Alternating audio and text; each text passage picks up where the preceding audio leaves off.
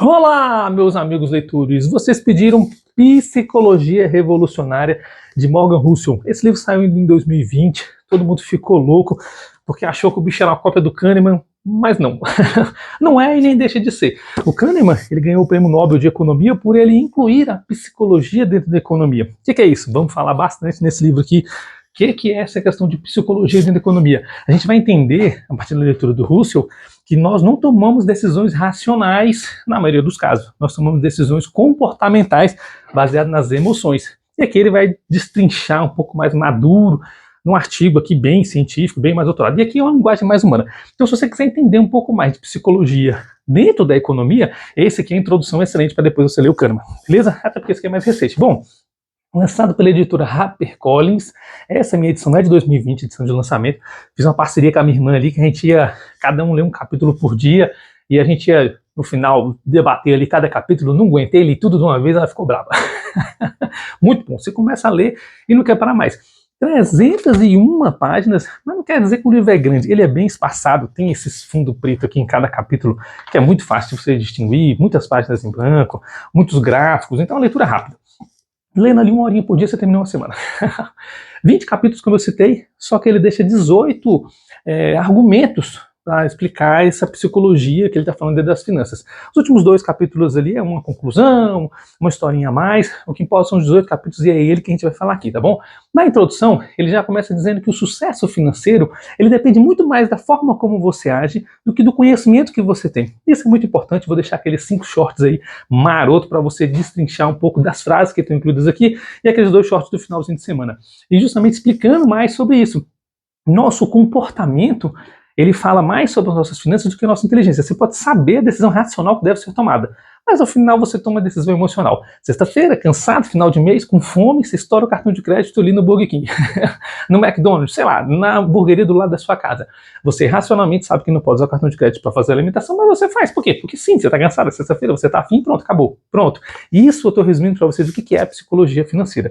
Você ter o controle das suas finanças depende muito mais do teu controle emocional, a gente vai falar muito sobre isso aqui, beleza? A gente vai dizer então que não importa conexões que você tem com as pessoas, o famoso networking, não importa os diplomas acadêmicos que você tem, seja na área financeira, contábil ou não, não importa o treinamento que você tenha, muito menos a experiência que você tem no mercado financeiro. O que conta no final das contas, para você ter sucesso financeiro, é o teu comportamento. E é isso que ele vai abordar nesses 18 tópicos aqui, sobre como vai funcionar esse teu comportamento dentro dessas suas finanças. Capítulo 1, ele vai dizer que ninguém é maluco. Como assim? Coisa muito maluca aí. Ele vai dizer então que o filho do pobre tem uma visão de mundo diferente do filho do rico. E vamos colocar aqui, assim como eu falei lá no livro do Kiyosaki, que pobre e rico é uma definição pessoal sua. De repente você acha que tem um carro importado, você se sente rico, beleza. De repente você tem uma fazendinha e não tem carro nenhum, mas tem 2 cabeças, depois você se sente rico, beleza.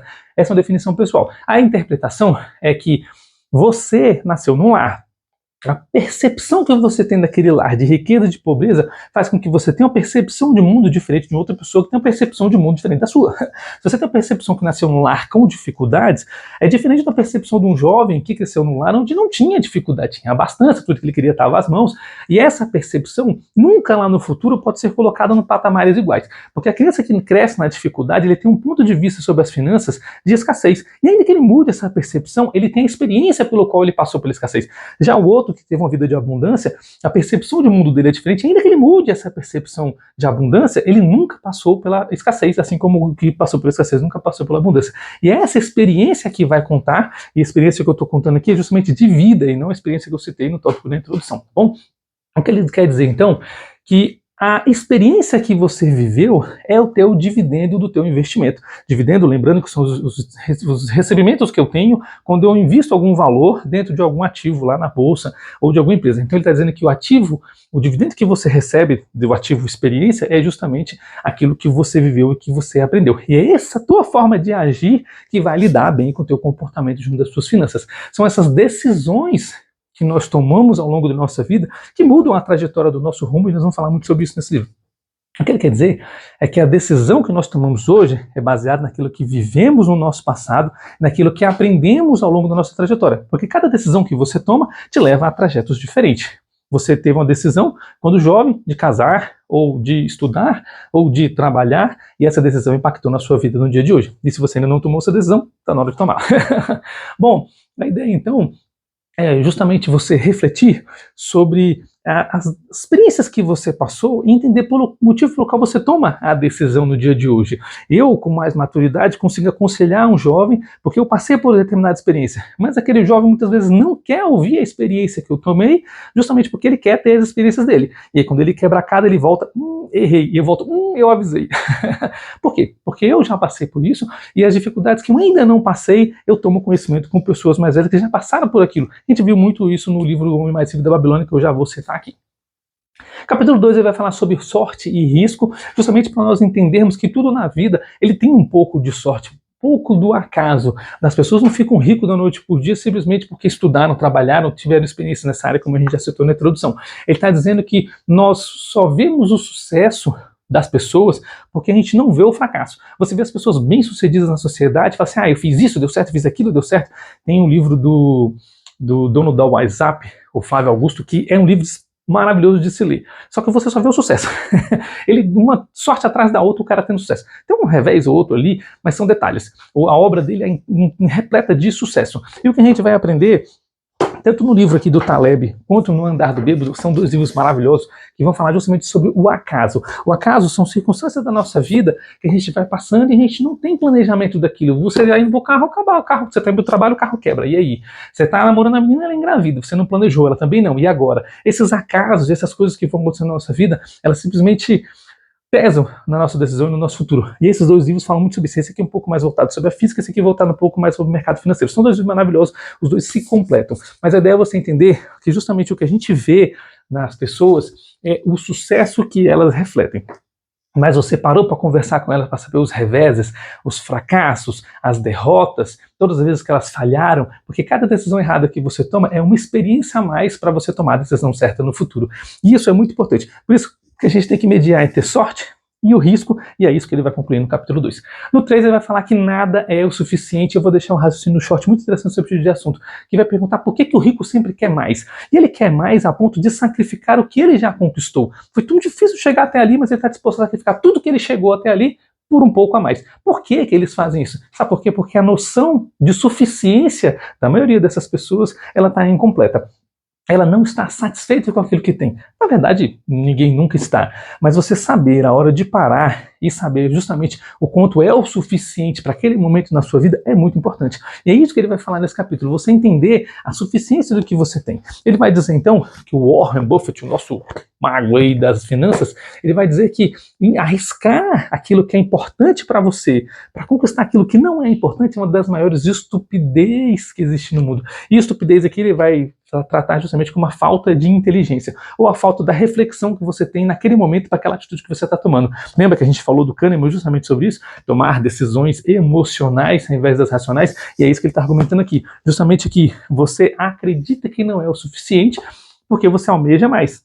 E o fato de almejar mais é você não se contentar com o que você tem hoje. Isso é importante, saber aquilo que você tem. Se você não é feliz com o que você tem, você jamais vai ser feliz com aquilo que você quer ter. Aí é uma frase do grande Sócrates. O número 4, compostos e confusos. O que ele está falando nesse capítulo 4? Que investimento ele é consistência. Os juros no mercado financeiro, eles são compostos. Então você começa fazendo investimento pequenininhos, num determinado ponto, esse juro ele fica um em cima do outro que você vai ver o montante crescer. Mas isso demanda tempo. E essa consistência, ela não é atributo de todos. Então justamente você tem que entender, e eu vou falar um pouco mais sobre essa questão da consistência nos juros no capítulo seguinte, mais à frente, porque esse capítulo aqui é focado em você entender que, além dos juros compostos, as coisas mudam com o padrão do tempo. Você está fazendo investimento a longo prazo, a 20 anos, e ele vai dizer aqui que qualquer investimento a um prazo de além de 20 anos é 100% garantido. Olha, mas você está disposto a esperar os 20 anos? Ele vai dizer que as coisas mudam ao longo desses 20 anos e você estar pronto para se adaptar a essas mudanças ao longo desses 20 anos é algo maduro da sua personalidade junto aos seus investimentos financeiros. Sobre essa questão de as coisas mudarem ao longo dos anos, tem 2 livros aqui no canal muito bons, um voltado com a linguagem mais jovem, um linguagem mais adulta, mas os dois vão falar a mesma coisa, que as coisas mudam com o passar dos anos e se você não se adaptar a essas mudanças, você vai ficar para trás. Você acreditava que uma coisa funcionava de uma maneira, e na geração seguinte essa coisa já funciona de uma outra maneira, e eu vou citar exemplos maravilhosos aqui para frente sobre esse tipo de mudança que você tem que estar pronto a se adaptar. Quando a gente fala de finança comportamental, a gente tem que entender que da noite para o dia estoura uma guerra lá do outro lado que aumenta o juro do lado de cá, e agora? Como é que você vai agir? Algumas coisas você pode reagir, outras coisas você não pode, você só é atingido, mas o teu pensamento tem que estar pronto.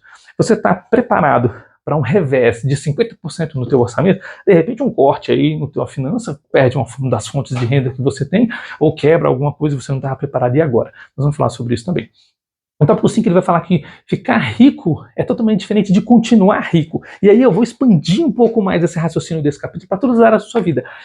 Casar é muito mais fácil do que permanecer casado. Estar numa profissão é muito mais difícil que permanecer nessa profissão. Você ter um amigo é muito mais difícil que permanecer nessa amizade ao longo de muitos anos. Por quê? Porque a nossa personalidade ela é tratada em cima de conquistar aquilo que nós almejamos. E quando nós conquistamos, a gente não tende a ter tanto esmero com aquilo, porque nós começamos a almejar coisas novas. Lembra quando a gente falou no capítulo 3 sobre suficiência? Você conquistou, agora você quer mais. E aí, ao passo que você quer mais, você já não dá mais valor àquilo que você tinha conquistado com tanto esmero. É justamente isso que ele vai falar aqui, que você tem que planejar o teu futuro reconhecendo o que você tem hoje. Então você não pode simplesmente abandonar aquilo que você conquistou. Então muitas pessoas ficam ricas e deixam de ficar ricas tão rápido quanto ficaram porque não deram valor ao que ela conquistou e pelo meio pelo qual ela conquistou. Aí ele deixa uma frase que eu acho muito legal. Eu cito ela em vários livros, inclusive vou deixar no short para vocês, que é: enquanto você planeja, Deus ri. Amo essa frase. Porque é uma paráfrase de Provérbios 19:6. Onde está dizendo justamente que o planejar pertence ao homem, mas o realizar, ele depende de circunstâncias aleatórias, como eu citei nos livros do Taleb e do Dado Bêbado, justamente sobre esse acaso que nós temos na nossa sociedade e na nossa vida. E essas circunstâncias que são acaso, elas influenciam na tomada de decisão que a gente tem, coisas podem acontecer. Então você planeja, às vezes não executa. Por quê? Porque sim, a vida é assim e acabou. Capítulo 6, ele vai falar devagar e sempre, ele vai falar sobre o evento de cauda. E esse evento de cauda é interessante porque ele vai citar aqui, em pormenores, o princípio de Pareto. Ele não cita diretamente o nosso francês querido, mas eu vou citar para vocês o Tim Ferriss, porque ele, além das dicas que ele deixa aqui, eu não deixei esse livro que eu chamo de calhamaço gigantesco, mas aqui nesse livro ele vai citar justamente o princípio de Pareto. É aquela lei do 80-20, e eu vou resumir muito rapidamente. O Tim Ferriss, ele disse que tinha uma empresa onde 20% dos clientes eram responsáveis por 80% do lucro. Então a gente está falando do evento de cauda, que são você dar ênfase a coisas pequenas que vão dar grandes resultados para você. E 80% dos clientes é responsável por 20% das finanças. Então o que ele fez para trabalhar 4 horas por semana? Ele abriu mão de 80% dos seus clientes, que eram responsáveis por 20% só do seu financeiro. Ele deu atenção extra para os 20% de clientes, que eram responsáveis por 80% dos finanças. Mas isso é uma administração minuciosa que você tem que ter da sua vida financeira, dos seus negócios. Porque esse evento de cauda é aplicado em tudo. Você está estudando para um concurso e aí você está acreditando que esse concurso é difícil, aí você vai perceber que as matérias específicas correspondem a 50% da nota e as matérias básicas a 50%, mas as matérias específicas têm peso 3, então vai corresponder a 75%. Um exemplo. Essas contas que você vai fazer, é você que vai determinar qual é o evento de cauda na sua vida, para você ir investindo pouco na parte que de fato é importante, que vai causar grandes importâncias do futuro. O que ele dizer é que o quanto que você tem que entender quanto que você ganha quando você acerta e quanto você ganha quando que você erra. Ele está dizendo aqui que é responsável pelas finanças dele em 80% dos 20% do cliente. Ele acertou ou errou quando ele abriu mão dos outros 80%? Às vezes vai falar assim, não, ele devia ter maturidade para ficar com todos. Mas ele preferiu o tempo livre, que é algo que a gente vai falar no capítulo seguinte, ao passo de trabalhar excessivamente. A ideia é você entender, nesse capítulo, o quanto que você ganha quando está certo, quanto que você ganha quando está errado, porque todo mundo erra e acerta o tempo todo. Mas quando você erra, você perde mais do que você ganha, porque é interessante essa percepção do ganho e de perda quando acerta e quando erra, e vou falar isso de novo no próximo capítulo. É interessante porque no livro dele, ele vai amarrando os capítulos um após o outro como se fossem camadas, e mais lá na frente ele volta nos capítulos anteriores. Por isso que eu estou citando, mais na frente eu vou falar, mais na frente eu vou falar, ok? Capítulo 7 vai falar sobre liberdade. E liberdade é você comprar o seu tempo. Quanto que custa você tirar uma hora de folga, um dia de folga com a sua família, passear com as crianças, ler um livro, fazer algo que você tem interesse? Eu vejo as pessoas na sociedade tão corridas, trabalhando tanto, mas para quê? Para ter mais além do que já tem naquele capítulo que a gente falou sobre suficiência. Você tem que entender o quanto está suficiente. Você pode ter um padrão de vida 10 vezes melhor, mas você vai ter 10 vezes mais estresse do que 10 vezes mais liberdade. Então quanto custa comprar o seu próprio tempo? Quanto custa você trabalhar só no horário de trabalho. Quando eu digo isso, eu digo que você saiu do seu trabalho e você está indo para casa com a cabeça no trabalho. Você chega no final de semana com a cabeça no trabalho. Você pega o seu celular e tem mensagens de trabalho. Quanto que você trabalha 8 horas por dia ou trabalha 24 horas porque você vai dormir e a sua cabeça ainda está no trabalho?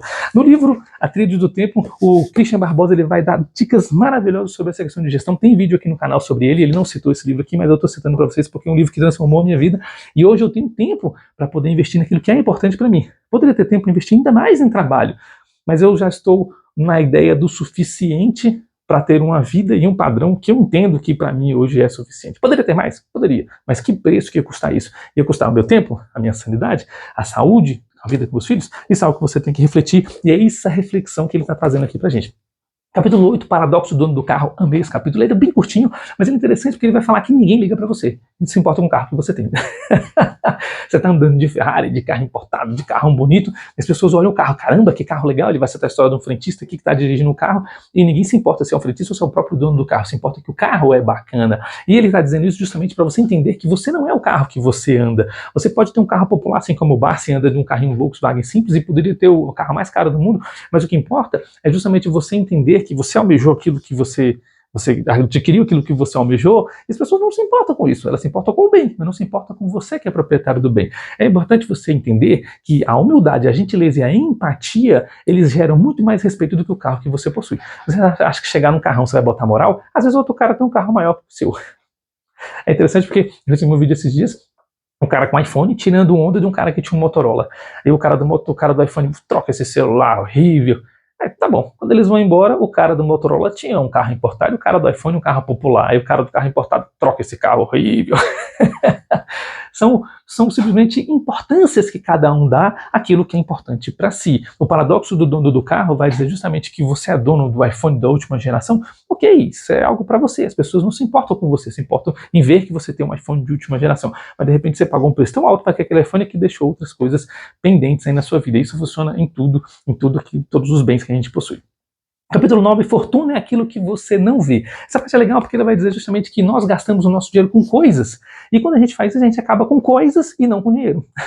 As finanças e os comportamentos das finanças, a riqueza, ela vem justamente de você acumular riqueza e não de acumular patrimônio. É óbvio que tem ativos financeiros que geram riqueza. Aí é um investimento. Mas você tem que entender que o dinheiro é um ativo que deve ser guardado. A melhor analogia que eu posso te dar é que o dinheiro é uma semente. Essa semente você pode plantar para gerar mais sementes, ou você pode comer. Se você comer, você simplesmente não tem a árvore frondosa que gera mais sementes. Eu, particularmente, gosto de ver as coisas crescerem, não gosto que a minha semente esteja plantada. E você vai entender justamente que essa fortuna é aquilo que as pessoas não veem. Você está com roupa popular, o celular popular, o carro popular, e as pessoas não veem justamente a fortuna que você tem. E aí nós temos um livro bem interessante sobre isso, que eu vou citar depois, que vai falar justamente sobre as pessoas ricas que são milionárias e as pessoas não aparentam.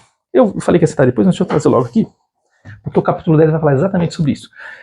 O milionário Mauro vai citar mecânicos, faxineiras, eletricistas, pessoas normais do dia a dia que guardam a sua riqueza ao invés de adquirir coisas. E eles construíram um grande patrimônio para ter paz e sossego, que eu vou falar mais à frente sobre essa paz e sossego. Já falei um pouco do tempo e vou falar um pouco mais sobre isso. Mas aqui no capítulo 10 ele vai dizer justamente que você precisa guardar o dinheiro justamente para essa fortuna que você guardou estar disponível para reveses que você vai ter na sua vida, para surpresas que vão vir a aparecer. Quando a gente fala de administração financeira, tem um setor inteiro aqui sobre isso. Os vídeos do canal são basicamente sobre isso, né, da minha área de atuação, mas vocês pedem muito sobre isso. Por quê? Porque vocês têm sede de conhecimento sobre finanças. Só que não adianta conhecer e não aplicar. O livro da Natália Arcuri é um livro básico, simples, humano. Você lê, você gosta, você entende, você aprende. Mas você já colocou em prática o que ela está ensinando aqui? O livro do Homem Mais Rico da Babilônia ensina preceitos assim pré-históricos sobre finanças. Você já leu? Você já aplicou na sua vida? Você já aprendeu? Porque o que a gente está falando aqui são seus comportamentos perante as suas finanças.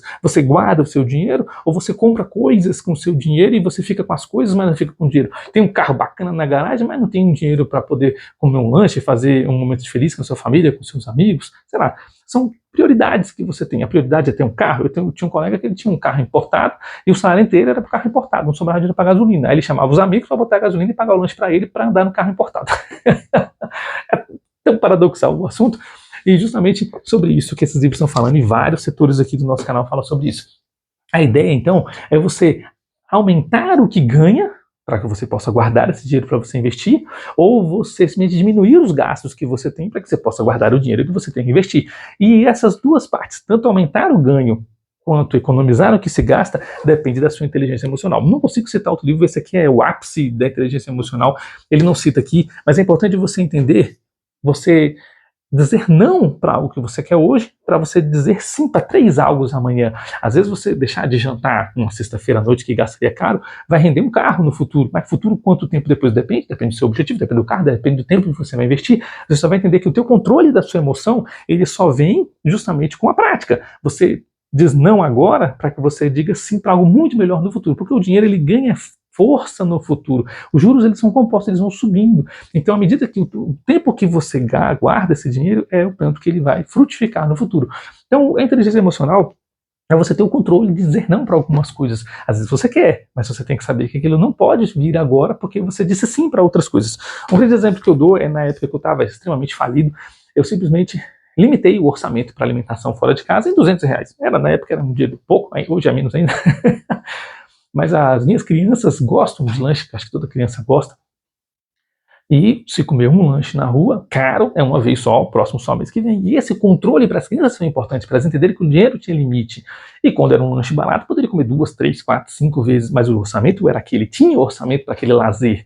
E isso é importante para elas. Levava no parquinho, onde tinha um lanchonete do lado, lá um cachorro-quente baratinho, elas curtiam, brincavam, porque, como o paradoxo do carro, eles não estão importando com o tipo do lanche, eles estão importando com o lazer que vai vir com o lanche. Não é um ato de comer na rua, é um ato de você conversar com um amigo na rua, é um ato de sair do teu ambiente para que você tenha experiências diferentes. Isso é importante. Mas o que eu estou dizendo para você aqui é que tenha esses momentos importantes, mas tenha controlado para que você possa investir para o teu futuro. Foi isso que eu fiz, foi isso que deu certo, e dado estou aqui hoje ensinando aquilo que eu aprendi, para depois eu não vir apontar o dedo e dizer, eu falei.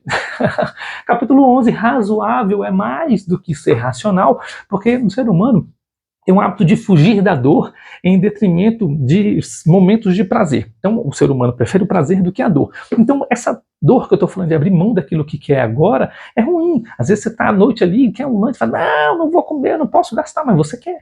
E você está com a tua parceira do lado e fala assim, problema do carro, eu não quero carro, eu quero lanche. Essa inteligência emocional. O cérebro funciona dessa forma, ele funciona de forma emocional. Então, vocês têm que colocar isso em prática na sua vida, de ter um orçamento para aquilo e um orçamento para investir. Os livros, O Homem Mais Rico da Babilônia, por exemplo, recomendam que você invista 10%. Se você investir 10% daquilo que você possui, você pode guardar um orçamento para o lazer. Mas você tem que entender que ser razoável é muito mais importante do que ser racional. Algumas vezes você tem que guardar o dinheiro, mas você acaba gastando, porque, enfim, aquele mês surgiu uma promoção, uma oferta, e você precisa daquilo. Acontece, não tem problema. Você pode ser racional, você pode ser razoável. Racional seria, não vou pegar essa promoção agora. Aí quando você precisar comprar, você paga mais caro. Então, todas as circunstâncias, elas são relativas. Por isso que ele vai dizer aqui no capítulo 11 que você tem que ser razoável em algumas circunstâncias. Por isso, do controle emocional. Algumas vezes você vai ter que dizer sim, algumas vezes você vai ter que dizer não, e é assim que a vida funciona. Capítulo 12, eu disse que ia falar sobre ele, é sobre a surpresa, porque eu estava falando do livro do Quem Mexeu no Meu Queijo, de John Spencer, que simplesmente as coisas mudam e você não está preparado. E essa parte é bem importante, eu vou deixar uma frase magnânima para fechar esse livro sobre isso. Porque ele está dizendo que a estratégia que funcionava no passado não funciona agora. As pessoas perguntam, Everton, como você alcançou o sucesso? Tá, eu te conto como eu alcancei o sucesso, mas funciona aplicar a técnica que eu apliquei na minha época, a estratégia que eu apliquei na minha época, para o dia de hoje? Será que vai funcionar para você? O Tim Ferriss aplicou a técnica dele há 10 anos atrás. Funciona aplicar hoje? Quando eu falei no livro sobre esse tipo de assunto, eu falei que a técnica do Tim Ferriss, na época dele, funcionou maravilhosamente bem. Hoje já não funciona mais, já está batido, já está manjado. Hoje são outras técnicas. Por que ele fala isso nesse livro? Porque o Investidor Inteligente é um livro bem antigo e todo mundo fica louco achando que vai investir na Bolsa de Valores e ficar milionário. Só que a Bolsa de Valores tem períodos que ela tem altas. Tem vários padrões de alta e tem período de altos padrões de estagnação. Quem começou investindo, lembra do capítulo 1? Quem começou investindo em momentos de alta acha que a Bolsa de Valores é milagrosa. Quem começou investindo no momento de platô acha que a Bolsa de Valores não dá rendimentos. Então depende. O Warren Buffett ele começou investindo desde cedo até a vida adulta. Então foram muitos anos de alavancagem para ele chegar onde ele chegou. Ele vai dizer que esse livro aqui é a mesma coisa. Ele vai, aqui já está falando que já foi editado, já foi atualizado, porque as técnicas aplicadas nesse livro já mudaram mais de 5 vezes antes do autor morrer. E essas técnicas servem para hoje? A maioria não. Eu recomendo a leitura, é um livro maravilhoso, para você conhecer o que funcionou no passado, porque de repente você pode ter um insight para aplicar isso na sua vida hoje. Lembra que investimento financeiro na sua vida é diferente de um investimento na minha vida, porque nós tivemos histórias diferentes e pensamentos diferentes. Então cada pessoa tem uma fórmula que funciona para você. Você precisa testar as suas fórmulas. Lembra que a gente falou no capítulo anterior de errar e de acertar? Só tem que ter cuidado que tem erros que não tem volta, tem erros que custam muito mais caro do que acertos pequenos. Às vezes é muito mais fácil você ter pequenos tipos de acerto. É sobre isso que a gente vai falar no capítulo 13, porque você tem que ter uma margem de investimentos. É legal como os capítulos se conectam, eu gosto muito desse livro. Ele vai dizer justamente que essa margem de erro que você tem que ter é entender que os seus investimentos não podem ser colocados todos numa balança só. A estratégia Barbell, que o Taleb vai falar no capítulo 11 do Monte Fácil, esse livro aqui é um dos melhores que eu tenho aqui na minha prateleira inteira, maravilhoso esse livro. Ele vai falar, nós temos aqui um halter. Halter é o quê? É um peso, né? Aqui tem um peso de 2 quilos. Então vamos supor que aqui tenha 1 quilo para cada lado. Eu vou fazer um investimento de 50% e 50%. Só que eu tenho chances desse aqui ter lucro e esse aqui ter perda. Então como é que eu vou fazer? Olha que seguro que ele vai falar. Ele vai falar para você investir 15% em áreas de grande risco e 85% em área de segurança. Então o teu barbell vai ficar pesado de um lado e leve do outro. Mas olha só, se os 15% der rendimento, beleza, você rebalanceia. Se o 15% você perder 100%, não tem problema, você tem 85% para você reavaliar e rebalancear. Estratégia Barbell é uma estratégia que deve ser aplicada em tudo na nossa vida, porque ela é interessante. A estratégia Barbell ela vem da história de Sêneca, ele vai explicar muito bom nesse livro aqui que a estratégia não é dele. Mas esse livro eu preciso trazer ele para vocês, mas eu imagino que eu vou passar umas 10 horas para explicar cada capítulo. É um livro calhamaço, mas é muito gostoso. Muitas lições de vida aqui. A estratégia Barbell é você entender que tem que deixar margem para erro. Vale você investir todas as finanças num carro, aí tem um acidente com o carro e agora? Perdeu tudo. Vale você investir tudo aquilo que você tem no negócio? Eu já fiz isso e não recomendo. Investir tudo no negócio só, desesperado, deu tudo errado, o desespero tomou conta e aí lascou de vez. A ideia é, invista sim, guarde sim, tenha lazer sim, usufrua sim, mas todo em camadas, em partes. Tenha margens para o erro. Se essa área der errado, você tem outros investimentos para suprir aquela parte que você errou, ok? 14 vai dizer para você que as coisas vão mudar. Essa parte eu gostei do termo que ele usou, de ilusão do fim da história, porque nós temos uma percepção de futuro. Eu, quando era jovem, imaginava que eu ia estudar no exterior, na Inglaterra, ia fazer mestrado e doutorado, ia ser um doutor, um cientista. Aí eu conheci uma mulher maravilhosa, loira, linda, dos olhos verdes. A primeira coisa que foi embora foi os olhos verdes, que era a lente de contato. Depois era a cor do cabelo, que quando lavou sumiu. E estou apaixonado e casado com ela até hoje, e nada do exterior.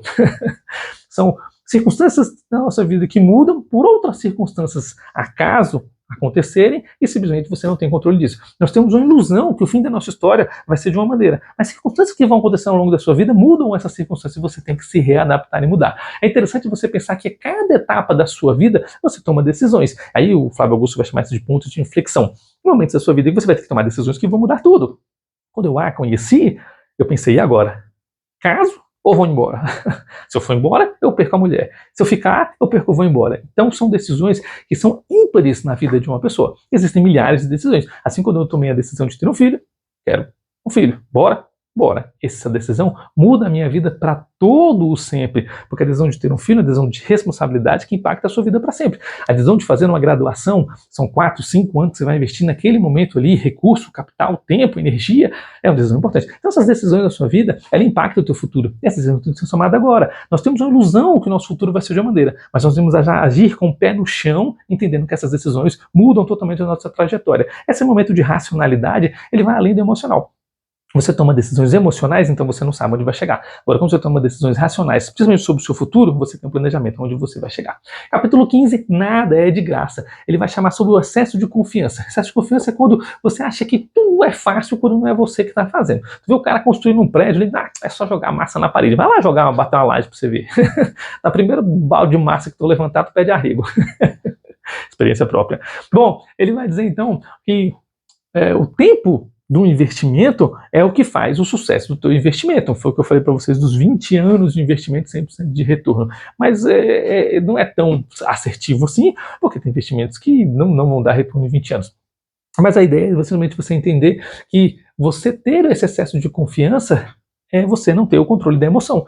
Quando você entende que as coisas podem dar errado, você vai entender que as coisas têm que ser acompanhadas. Justamente que você fazer é diferente de você acompanhar quem está fazendo. É essa reflexão que ele vai trazer nesse capítulo. Você entender entre fazer e a percepção de você ver o outro fazendo. Você meter na mão é diferente de você apenas observar.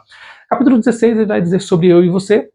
Gostei muito desse capítulo, ele não usa termos técnicos aqui, mas eu vou citar dois para você, porque ele vai falar sobre duas formas de pensar de um investidor, um buy and hold, que é aquele investidor que compra e guarda para investir, para ter dividendos daquilo, e o investidor trade, que é aquele que compra para revender depois. O Luiz Barsi Filho, eu tenho um vídeo nesse canal, que é um livro maravilhoso, eu falei horas sobre esse livro, é muito bom. Ele compra para guardar. Então, se ele compra um ativo de R$1.000, ele não pensa assim, tem R$1.000 guardado ali, não, ele pensa, esse ativo me dá R$1 de dividendo. Pronto, me dá R$10 de dividendo, que seria mais ou menos 1%, né? Com a Selic alta igual tá de 15%, é mais ou menos isso. Aí, para você que está vendo esse vídeo no futuro, sim, chegamos a 15%. O Brasil está um sucesso. Ou não. Comprar para guardar e receber frutos desse produto guardado é diferente de comprar para revender no futuro. Você compra um carro pensando que um dia você pode vender aquele ativo, e aquele ativo ele vai desvalorizar, então você precisa guardar a depreciação daquele ativo para que você possa comprar um outro do mesmo padrão no futuro, ou melhor, porque se você não fizer isso, você vai comprar um pior. Então, essas duas formas de agir mostram duas formas de pensar. E você nunca pode comparar um com o outro. Porque você quer ser milionário, basta você financiar um carro de 1 milhão, financiar uma empresa de 1 milhão, pronto, você se tornou milionário. Mas quem vê que você possui um carro ou uma empresa de 1 milhão, não vê que você possui uma dívida de 1 milhão. Você consegue lidar com essa dívida de 1 milhão? É diferente você ter uma dívida de 1 milhão e você ter 1 milhão pronto para investimento. São coisas totalmente diferentes. Então, uma personalidade é aquela que guarda para render frutos para o futuro. E é isso que a gente está falando nesse livro aqui. Você tem uma personalidade financeira onde você está guardando recursos para esse recurso render frutos para você no futuro. E aqui nós estamos falando de outra perspectiva, de pessoas que simplesmente compram pensando em revender depois. Então, se você tem uma personalidade de guardar para receber, você vai agir de uma maneira. Quem compra para vender vai agir com desapego naquele bem. Então, são duas formas sedutoras, mas são duas formas diferentes. Você nunca deve comparar uma com a outra. Porque você vê um cara com um iPhone de última geração, um Samsung da última geração, você está percebendo que ele está usando seu dinheiro em coisas. Mas, de repente, você vê um cara com um Motorola, igual o exemplo que eu citei agora há pouco, ele simplesmente não investe em coisas, o dinheiro dele está guardado. Ele tem o dinheiro para comprar um iPhone até melhor, mas ele não quer, porque ele quer o dinheiro ao invés da coisa. E isso é muito legal. Capítulo 17, penúltimo capítulo, a sedução do pessimismo, é dizer que e perceber que as coisas ruins chegam melhor e mais rápido do que as coisas boas. Você percebe que tem um verbete muito comum, um vernáculo que diz que notícia ruim chega mais rápido, né? Não aconteceu nada ruim, porque se tivesse acontecido já tinha chegado no nosso ouvido. A ideia é justamente que o impacto das notícias negativas, elas são sempre maiores que a notícia positiva, porque o progresso positivo, ele é lento. Tudo que vai progredindo, ele vai progredindo devagar. Você bota um dinheiro guardado ali no investimento, é pouquinho, 1%, 2%, vai crescendo, vai multiplicando, vai juro sobre juro, e quando tem um revés, ele vem de uma vez. Então, justamente quando as coisas acontecem, eles acontecem instantaneamente. Eu fiz um investimentozinho, quando eu estava aprendendo a mexer com criptomoeda, eu fiz um investimentozinho de um valor, e brincando ali de trade, quando eu estava aprendendo no mercado financeiro, um pouco depois da pandemia, é recente, eu simplesmente fiz esse ativo florescer 900%. Uma semana, um mês ali, mais ou menos, brincando. Eu não tinha tempo para mais nada, eu estava tão viciado naquilo que eu só queria comprar e vender. Um stop loss mal feito, ou uma falha do aplicativo, que eu tenho certeza que eu revi aquele stop loss várias vezes, ele não parou numa queda. E a queda foi tão violenta que eu não só perdi os 900% que eu havia ganhado, como perdi ainda mais 30% do meu investimento inicial. Nossa, eu falei assim, não quero mexer com isso mais não, abandonei. É uma perda. Não estava pronto para lidar com aquela perda, mas aquela perda não influenciou no meu capital, porque eu coloquei um dinheiro para aprender a mexer com aquele aplicativo e simplesmente abandonei. E você está pronto para lidar com as perdas? Como eu fiz um investimento na técnica Barbell, porque eu já tinha lido o Taleb, foi uma perda que não mexeu no meu patrimônio. Enfim, abandonei 2 anos depois, 6 meses depois, sei lá, um tempo depois, quando eu fui olhar, olha, eu não só recuperei o que eu tinha investido, como ainda tinha 500%, olha, eu já saquei logo. Para não perder de novo. Não, brincadeira. Eu não estou dessa heurística da versão a perda, não. É só de piada. Mas eu simplesmente quero mostrar para vocês que, freneticamente, no trade eu cheguei no 900 e perdi tudo. E no buy and hold guardei, deixei lá, esqueci. Eu ganhei 500% sem fazer nada. E isso é interessante você entender que o pessimismo é assim. As coisas ruins, quando chega de uma vez. Chega para um colega e conta uma benevolência, uma bem-aventurança, e fala, pô, legal, parabéns, legal. Agora conta coisa ruim, puxa, mano, vem cá, me dá o ombro aqui, você quer tomar uma, você quer passear, você quer fazer um lanche, você quer ir lá em casa, vamos chamar o pastor para orar. Conta uma notícia ruim e aparece 1 milhão para ouvir. Conta uma notícia boa para você ver. Você vai encontrar mais inimigos do que amigos. O último capítulo, capítulo 18, vai dizer que quando você acaba acreditando... Não, perdão. Você acaba acreditando em qualquer coisa que é contado para você. Calma, vou explicar.